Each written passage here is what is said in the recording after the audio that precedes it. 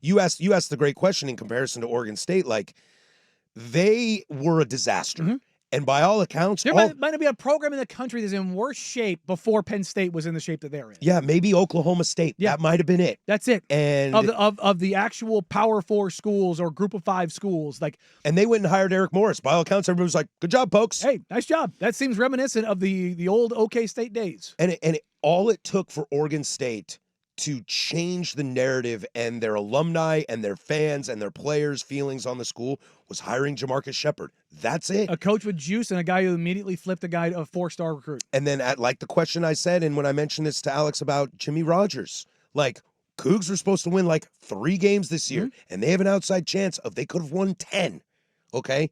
You lose to Ole Miss by 3, that could flip. You lose to Virginia by 2, that could flip. You lose to James Madison by 7, that could flip. You lose to Oregon State by 3, that should have flipped, and you're a 10-win team right now.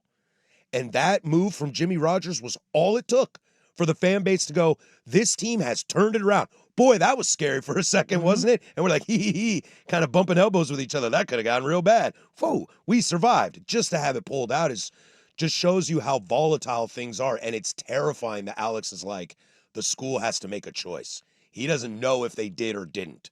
The school has to make a choice on what they're going to do when it comes to football. And that is scary. And it comes back to the money. Mm-hmm.